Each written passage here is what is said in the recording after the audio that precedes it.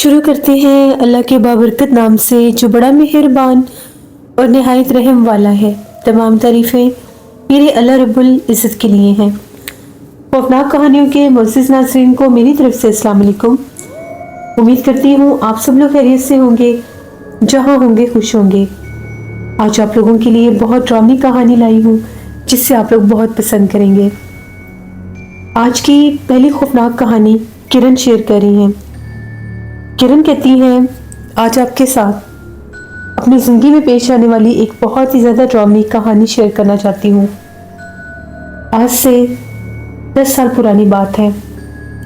मैंने अपना nursing course complete किया। इसके बाद मैंने बहुत से हॉस्पिटल्स में जॉब के लिए अप्लाई कर दिया। मुझे गुलिस्तान जौहर के एक प्राइवेट हॉस्पिटल से जॉब की कॉल रिसीव हुई। मैं वहाँ पर गई, मेरा इंटरव्यू हुआ, मुझे वो जॉब मिल गई। मैंने वहाँ पर जॉब स्टार्ट कर दी। वो एक प्राइवेट हॉस्पिटल था और बहुत बड़ा हॉस्पिटल था। वहाँ पर मेरा काम बिल्कुल ठीक जा रहा था। तकरीबन 1 माह गुजर गया। 1 माह के बाद मेरी रोटेशन हो गई और मुझे नाइट शिफ्ट में डाल दिया गया। अब नाइट शिफ्ट पर ये मेरा बिल्कुल फर्स्ट एक्सपीरियंस था और मुझे राउंड पर जाना होता था। जो ही मैं राउंड पर थी, तकरीबन 1:45 बजे का टाइम था रात, तो वो राउंड करके उसकी रिपोर्ट तैयार करनी थी। 1-2 पेशेंट्स थे, उनकी कुछ तबीयत ठीक नहीं थी। उनको जब जाकर चेक किया तो उसके बाद डॉक्टर को बता दिया गया, उनकी हिदायत के मुताबिक जो इंजेक्शन देने थे वो दे दिए। उसके बाद हम लोगों ने चाय पीनी थी। मेरे साथ 3-4 और भी स्टाफ था। हम लोगों ने चाय ऑर्डर की तो मैं फ्रेश होने के लिए वॉशरूम गई। वॉशरूम में जब मैं थी तो मुझे चिल्लाने की आवाज़ें आ रही थी। जिस तरह से कोई चिल्ला रहा है, कोई औरत है, उसके बहुत ज़्यादा तकलीफ में चिल्लाने की आवाज़ें आ रही थी। वो चीखें मुझे बहुत ज़्यादा डिस्टर्ब करने लगी कि इतनी तकलीफ में कौन चिल्ला रहा है। मैं तो अभी जिस तरह से इंजेक्शन देकर आई थी, फिर ये कौन औरत है जो चिल्ला रही है। मैं वॉशरूम से बाहर निकली। मैं उस वार्ड की तरफ गई जहाँ पर मैं पेशेंट्स को अटेंड करके आई थी। वहाँ पर सब पेशेंट्स सोई हुई थी। कोई भी पेशेंट ऐसी नहीं थी जो जाग रही हो या उसको कोई प्रॉब्लम हो। चीखें मुझे मुसलसल सुनाई दे रही थी। उसी वार्ड से निकलकर मैं सामने एक गैलरी थी जो हॉस्पिटल की बैक साइड पर जाती थी। मैं उस तरफ जाने लगी। जो ही मैं उस रास्ते पर बढ़ती हुई जा रही थी, चीखें मुसलसल और बुलंद हो रही थी। मेरे खौफ में इजाफा हो गया कि अल्लाह जाने इस तरफ कौन सा वार्ड है और इस तरफ कौन से पेशेंट्स हैं जो इतना जोर जोर से चिल्ला रहे हैं। अब मेरे से गलती ये है कि मुझे बाकी का जो स्टाफ था उनको भी बुलाना चाहिए था, लेकिन मैंने किसी को नहीं बुलाया। मैं चुपचाप उन चीखों के तक्कों में आगे बढ़ती गई। अब सामने एक एग्जिट डोर था जिसको खोलने के बाद हॉस्पिटल की बैक साइड जो थी वो सारी खुल जाती थी। उस तरफ कभी कोई आया गया ही नहीं था। इसी दौर में उस तरफ एक ओटी था। उसके बाद सुनने में ये आया कि वो भी बंद हो गया और जो वहां पर जो ओटी था वो इसी हॉस्पिटल के 2nd फ्लोर पर शिफ्ट हो गया। वहां पर सिर्फ पुराना सामान या इस तरह की चीजें ही रखी जाती थी। या वहां पर एक ऐसी जगह थी जहां पर जो लावारिस डेड बॉडीज होती थी उनको गुस्ल दिया जाता था। गुस्ल जो डेड बॉडीज का गुस्ल खाना था वो उस साइड पर था। ये मैंने सुना हुआ था, मैंने देखा नहीं था। तो जैसे मैंने वो दरवाजा खोला, वो चीखें जो थी इस तरह से थी जैसे बिल्कुल कोई करीब चीख रहा है। मैं बाहर निकली। उस तरफ भी जैसे लाइट्स लगी हुई थी तो रोशनी जा रही थी, लेकिन अंधेरा भी था। काफी ज्यादा ग्रॉस था और पूरी बिल्डिंग थी। जैसे फ्रंट की बिल्डिंग थी वैसे ही बैक साइड की भी बिल्डिंग थी, बरामदे और उनमें वो सारे कमरे जो थे। मैंने बिल्कुल वो वहां पर एक रोशनी में देखा, ग्रॉस पर जिस तरह से सफेद कलर की कोई चादर में जमीन पर कोई लेटा हुआ है। ये मंजर बहुत ज्यादा बेहानक था कि इतनी तकलीफ में कोई चिल्ला रहा है और वो बाहर यूं जिस तरह से इतनी खुली जगह पर ठंड के मौसम में कोई चिल्ला रहा है और रो रहा है। मैं बहुत डर गई। मैं तेजी से भागती हुई उसकी तरफ गई। जैसे मैं गई, कोई औरत थी और वो चिल्ला रही थी।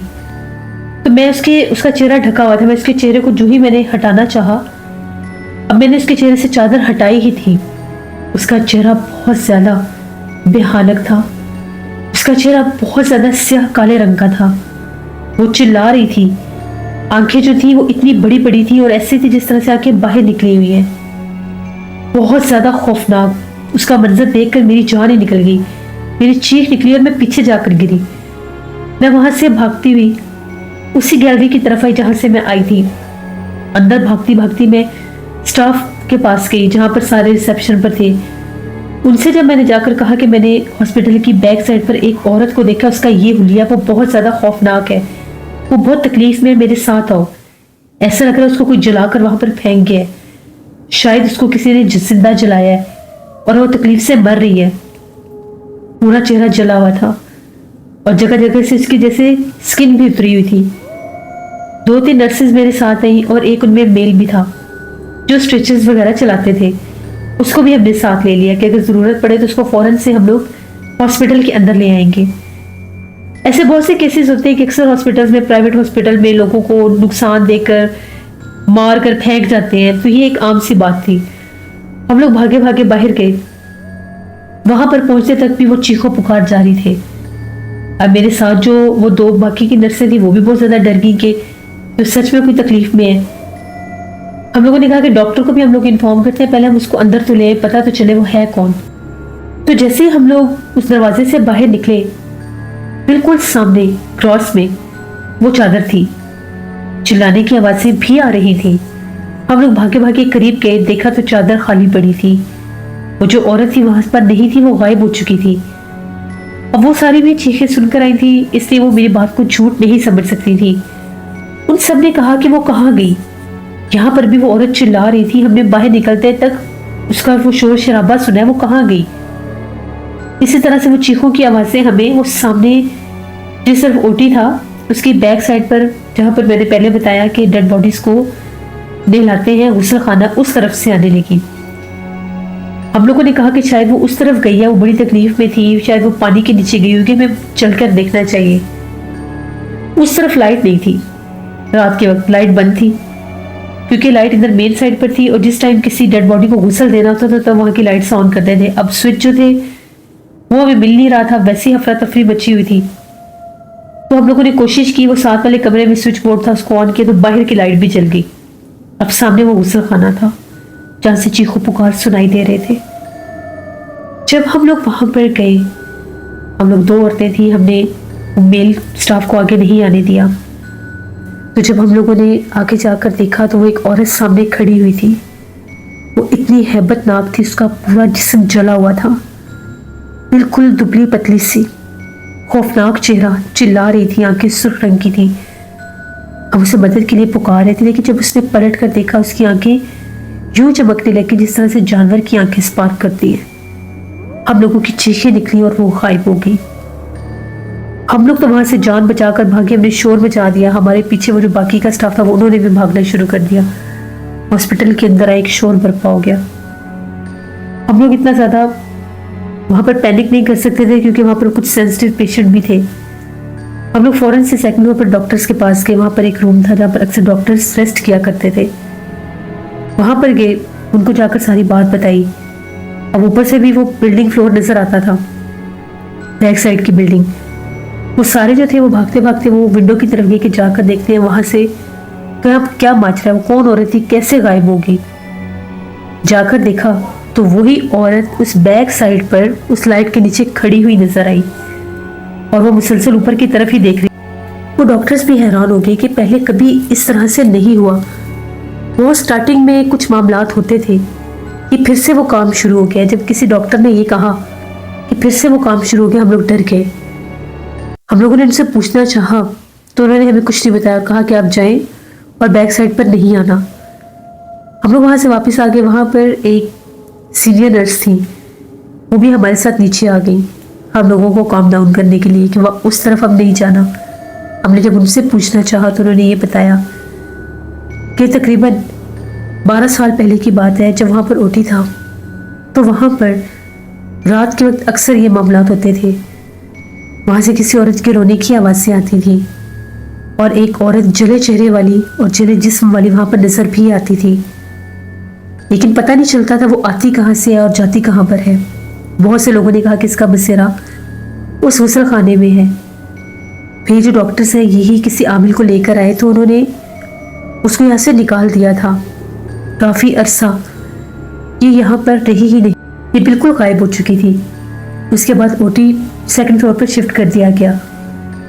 लेकिन यहाँ पर ये जो गुस्ल खाना है यहाँ पर भी इसके असरात अब नहीं थे।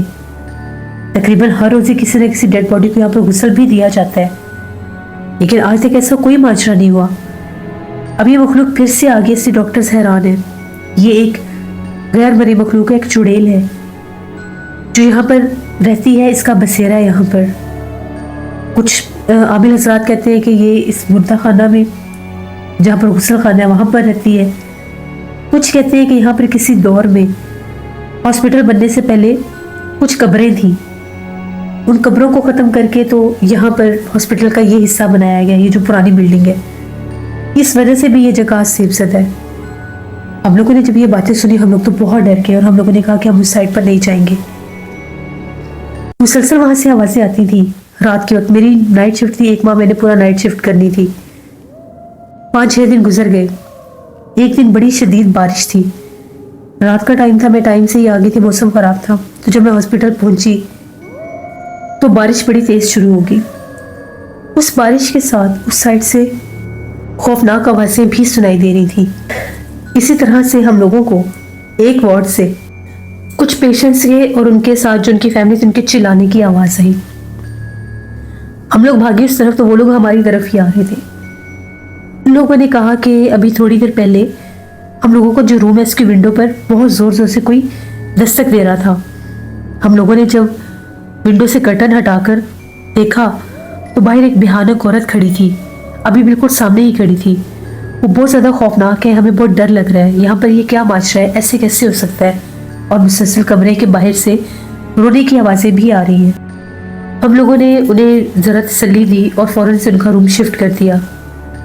और अगले दिन ही वो जो उनकी पेशेंट थी जो बीमार थी, एक लड़की थी, उसकी डेथ हो गई थी।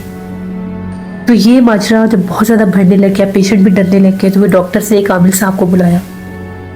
वो आए, उन्होंने ये कहा कि यहाँ पर वो मखलूक जो है जिस जगह पर उसको कैद किया गया था वहाँ से उसको किसी और आमिल ने निकाला, क्योंकि वो वहाँ पर भी तंग कर रही थी। तो जब किसी मखलूक को एक जगह पर भेजा जाता है, एक जगह से निकाल कर, तो जिस जगह पर उसको भेजा जाता है अगर वहाँ पर भी उसको कोई आमिल निकाल दे तो अपने पुराने ठिकाने पर वापस आ जाती है। या फिर जिस जगह पर इसको कैद किया गया था उस हिसार को तोड़ दिया गया जिस जगह पर भी इसको भेजा गया था। अभी यहाँ पर आज़ाद है और ये पहले से ज़्यादा भयानक और खौफनाक होकर ये चीज़ वापस आई है। इसको काबू करना मेरे बस की बात नहीं है। फिर उसके बाद एक और आमिल आए तकरीबन 2 दिन के बाद। वहाँ पर उन्होंने कुछ पढ़ाई वगैरह की, तकरीबन 3 रातें वो बाकायदा वहाँ पर जाकर चिलाकशी किया करते थे। उनके चिलाकशी करने के बाद 11 दिन तक उस हिस्से को बंद कर दिया गया। डेड बॉडीज को भी अगर नहलाना होता था तो हॉस्पिटल के अंदर ही एक जगह थी, वहां पर नहलाया जाता था। फिर जब 11 दिन के बाद कभी कभार दरमियान से आवाज़ें आती थी, फिर वो नजर आना बंद हो गई। लेकिन उन आमिल ने साफ मना किया कि इस तरफ अब किसी भी डेड बॉडी को लेकर नहीं जाना, क्योंकि अगर ये उस तरफ डेड बॉडीज को लेकर जाएंगे तो वो मखलूक फिर हावी हो जाएगी। इस हिस्से को बंद कर दिया जाए। तो इस प्राइवेट हॉस्पिटल का जो बैक साइड हिस्सा था उसको बंद कर दिया गया। बाकायदा वो जो गैलरी से एग्जिट डोर था उसके ऊपर ताले लगा दिए गए। मैंने बड़ी मुश्किल 1 माह वहाँ पर वो नाइट ड्यूटी की। उसके बाद जब भी नाइट ड्यूटी होती थी मैं एक्सक्यूज़ कर लेती थी कि मुझसे नाइट ड्यूटी नहीं होती, मैं बीमार हो जाती थी खौफ से। भले वो नज़र नहीं आती थी, लेकिन उस 1 माह के बाद मैं बहुत बीमार रही। मैंने तकरीबन 5-6 माह उस हॉस्पिटल में जॉब की। फिर उसके बाद मैंने वो हॉस्पिटल छोड़ दिया था और मैं किसी और हॉस्पिटल में चली गई थी। तो ये मेरी एक कहानी थी जो मेरे साथ वहाँ पर बीती और मैंने आपको सुनाई। मैं प्रॉपर उस हॉस्पिटल का एड्रेस नहीं बता सकती, लेकिन जो था वो मैंने बता दिया। बहुत शुक्रिया किरण आपका। वैसे ऐसी बहुत सी स्टोरीज आप लोगों ने पहले भी मेरे चैनल पर सुनी है जिनमें हॉस्पिटल्स आसिफ ज़दा होते हैं, जिस वजह से भी होते हैं। लेकिन बहुत सी ऐसी जगह हैं जो वीरान इस वजह से होती है कि वहाँ पर जिन्नात का बसेरा हो जाता है। अल्लाह पाक से हमेशा रहम मांगना चाहिए। बाज़ औक़ात कुछ जिन्नात ऐसे होते हैं जिनको कैद कर भी दिया जाए तो कुछ अरसे के बाद वो दोबारा असरात उनके ज़ाहिर होने लग जाते हैं। मैंने एक जगह पर यह भी सुना था कि जिस जगह पर एक दफ़ा जिन्नात का बसेरा हो जाए, वहाँ पर उसके बाद अगर उन जिन्नात को निकाल भी दिया जाए तो बाकी कोई और भी अगर मखलूक़ात वहाँ से गुजर बसर करती है तो वो भी अपना बसेरा वहाँ पर कर लेती है। अल्लाह से रहम मांगना चाहिए, क्योंकि जिन्नात को हम लोग देख नहीं सकते, महसूस कर सकते हैं, उनकी प्रेजेंस को फील कर सकते हैं किसी भी सूरत में। अपना ख्याल रखा करें, आयतल कुर्सी का हिसार रखा करें, चारों कोल पढ़ा करें, रोज़े पाक पढ़ा करें और ज़्यादा से ज़्यादा कोशिश किया करें पाक साफ रहने की, क्योंकि जब आप पाक साफ रहते हैं, बावजू रहते हैं, तो कोई भी गैर मरई मखलूक, नापाक जिन्नात हमलावर नहीं होते। इसी तरह से हम अपनी हिफाजत कर सकते हैं और जब भी नमाज पढ़ते हैं अपनी ज़िंदगी सेहत के लिए, जिन्नात के हमलों से बचने के लिए दुआएं ज़रूर मांगनी चाहिए। ये थी आज की खौफनाक कहानी। अपना फीडबैक मुझे ज़रूर दें, आप लोगों को कैसी लगी। आप लोग भी अपनी खौफनाक कहानी शेयर कर सकते हैं डिस्क्रिप्शन बॉक्स में दिए गई ईमेल ID nusheen57@gmail.com पर। इसके अलावा आप लोग मुझे कमेंट बॉक्स में भी स्टोरी शेयर कर सकते हैं। आज घोस्ट स्टोरीज में बहुत हॉरर स्टोरी आएगी, इसको विजिट करिएगा। नाना जी की कहानियों में कल स्टोरी आएगी जो मैंने ऑलरेडी स्टोरी दी है, बहुत हॉरर है, उसको विजिट करें और सब्सक्राइब करें। स्केरी उर्दू टेल्स में सिस्टर का चैनल है, उनको भी जाकर सब्सक्राइब करें एंड सपोर्ट करें। हॉरर स्टोरीज विद हारून मेरे भाई का चैनल है, उनको भी जाकर सब्सक्राइब करें एंड सपोर्ट करें। अपना बहुत सा ख्याल रखिएगा। अपनी ढेरों दुआओं में मुझे, मेरी फैमिली, मेरे पूरे पाकिस्तान को याद रखिएगा। Thank you for listening my stories. Stay tune. Allah हाफिज़।